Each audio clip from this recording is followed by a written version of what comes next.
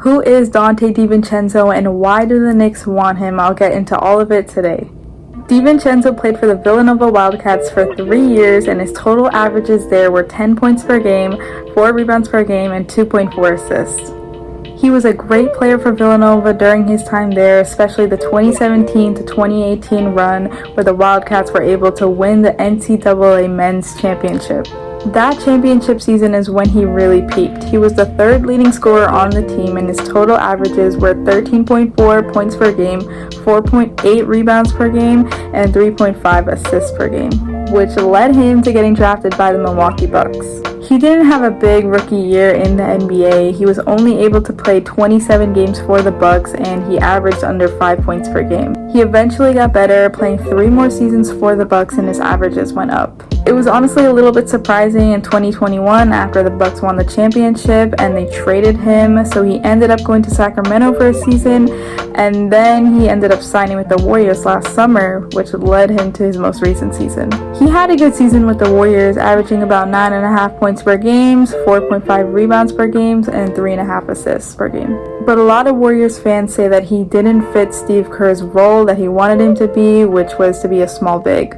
Which leads us to our most recent report per Kendra Andrews of ESPN that DiVincenzo is not picking up his $4.7 million player option. Instead, he is going to enter free agency. We just got rid of Derrick Rose a few days ago and hopefully Evan Fournier is gone too, so I honestly think the Knicks can afford him. He's a great two-way player. Offensively, he can shoot the ball and he's very shifty getting to the basket.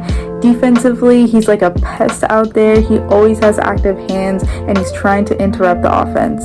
Honestly, he reminds me a lot of Josh Hart, and Warriors fans have even discussed him as being a dog, and that's exactly how we feel about Josh Hart. He is a high IQ basketball player and essentially knows what it takes to get to the playoffs and to win a championship, seeing that he's already been there with the Bucks. Listed at 6'4", he is a smaller guard, but that does not stop him on either end, and actually he is a great rebounder for a guard. One reason he would fit so well with the Knicks is that the team chemistry would already be there. As I mentioned earlier, he went to Villanova from 2015 to 2018, and when he was there, he was teammates with Josh Hart and Jalen Brunson. To think that we could get another Wildcat in here could be great for team chemistry. DiVincenzo can play both shooting guard and point guard, but essentially I see him coming off of the bench as a backup shooting guard.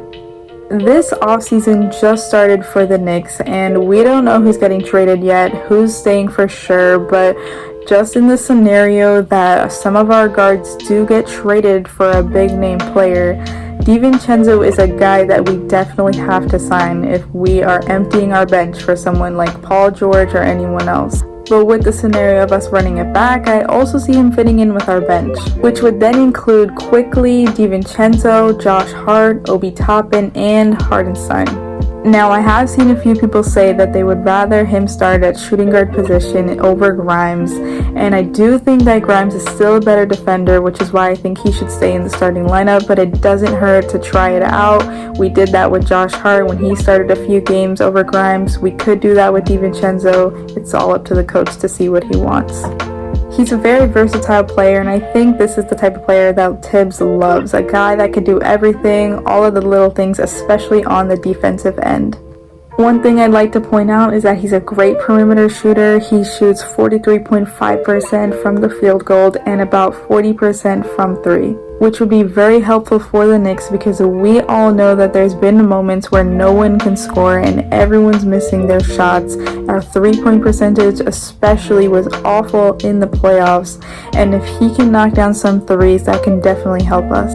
I definitely think that he is a hidden gem in this year's offseason because everyone's looking at the big name players on what they're going to do, but I definitely think the Knicks should consider pursuing him.